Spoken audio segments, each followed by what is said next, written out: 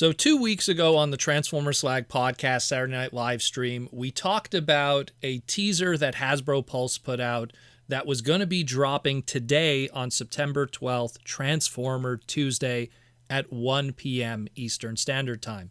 And it was a little blurb, and a lot of people speculated that this was probably going to be a Headmasters release. There was a lot of teases at Head, no pun intended, giggity.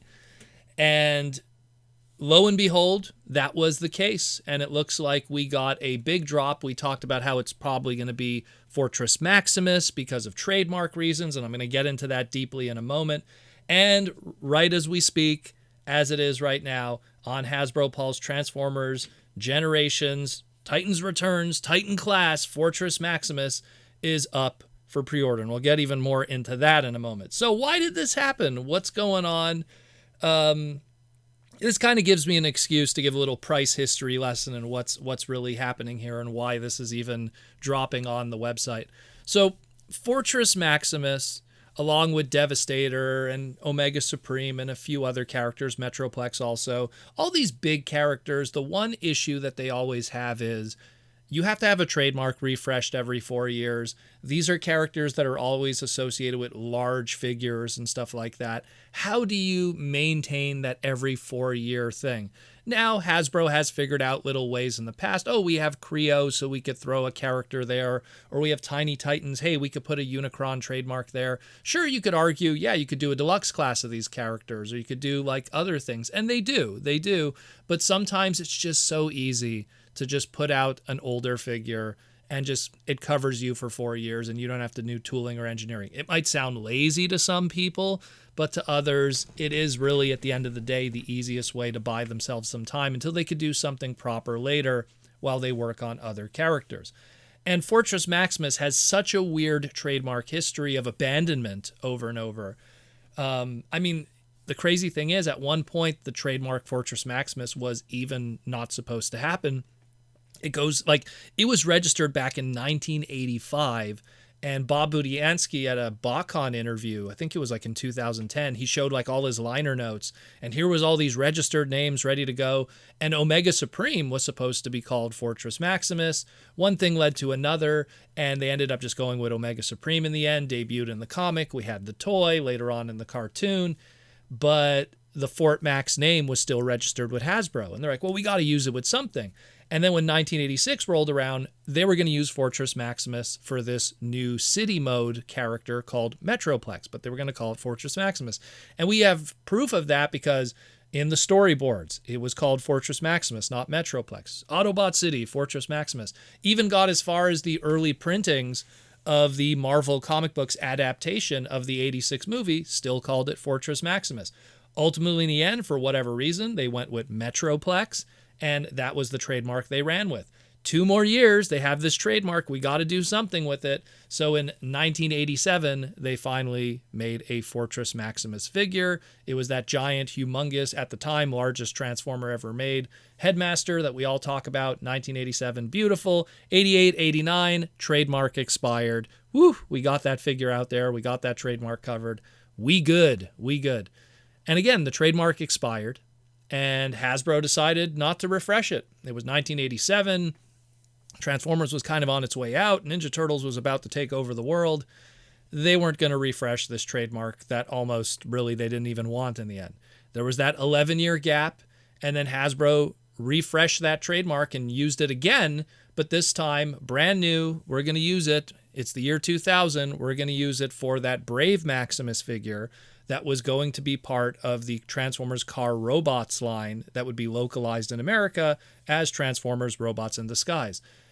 And unfortunately, they registered the trademark and then learned that they wouldn't be able to release this character, Brave Maximus, as Fortress Maximus here in the West because the toy was not passing the current legal drop tests that were, toy laws and regulations changed since 1987. And he wasn't passing it. So while they had that trademark registered, they weren't able to release the toy. But luckily in that 4-year span, something else popped up out of nowhere to kind of at least save that. And that was the Heroes of Cybertron Wave 3 Build-A-Figure Fortress Maximus. That was the wave that came with Perceptor and Jazz and Dirge and the Autobot espionage team, because they didn't have Bumblebee as a trademark at the time. More nightmares with that. But the point is that Fortress Maximus trademark at least was put there because they had to use it. Otherwise, hey, if you register a trademark and you don't use it in that 4-year span, you get fined by the U.S. Patent and Trademark Office, and it's taken away from you for multiple years where another company could swoop in. So they didn't want to risk it. They put out that little Build-A-Figure that was a localization of the SCF PVC one, and everything was good. And then again, 2004 comes around, and Hasbro abandons that trademark again for another time. And then just opts not to use it for 12 years. And again, that was the Unicron trilogy era. They had plans with other designs. Where are you going to put that big Fortress Maximus trademark? So, they would do Omega Supreme, they do they do Metroplex, just no Fortress Maximus. And then we jump all the way to 2016, and we're talking about our Titan class. We're talking about Titan class Fortress Maximus, and that trademark is brought back. They use it for, of course, that Titan class figure. They use it for the SDCC version.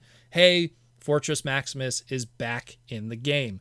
And the price history of that Fortress Maximus is interesting too, because it's one of these things. The original retail MSRP was $149.99. It debuted July 2016 in most retail. That's when it started showing up. And then literally a short 6 months afterwards, it was already showing up at clearance places in Ross for $54.99. Ooh, $55. Easily a 1/3 drop right there.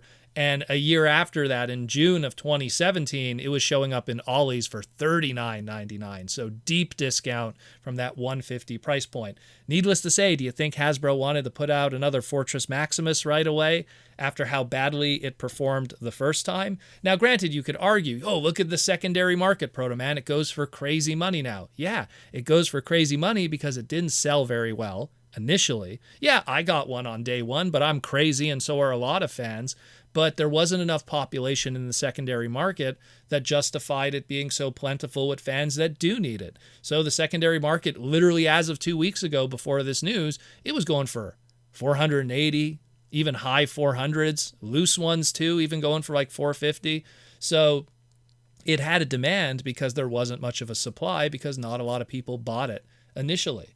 Even on that deep discount, isn't that crazy? $39.99. I didn't even buy it at $39.99. That's amazing.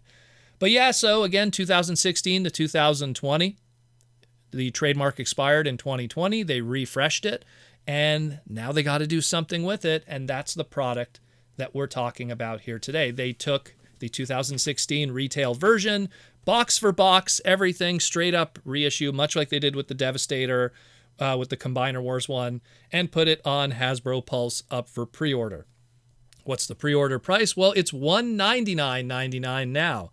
So it's $200, up $50 from its original MSRP pretty much back in 2016. They're going with that new Titan class inflation price point that started with April 22 and the legacy Cybertron Metroplex. And, well, that's the price now. You're paying a little more than what you were paying back in 2016, about $50 more. But at least you're not having to pay those crazy prices on eBay and what the secondary market is asking right now. And, of course, unfortunately, it's sold out almost instantly on Hasbro Pulse. There is other opportunities. There's other websites that do have still their pre-orders up. I won't say their names because they're not sponsors, so I'm not giving away the milk for free. But if you look online at specific retail websites that are selling Transformers, you will get an opportunity to pre-order this. So get your chance there if you couldn't get your chance at Hasbro Pulse. But yeah, I mean, this is still great news. People get an opportunity to pick up this figure that would have cost them easily double, if not triple the price in the secondary market. And it's a very good figure. It's a very, very, very good figure.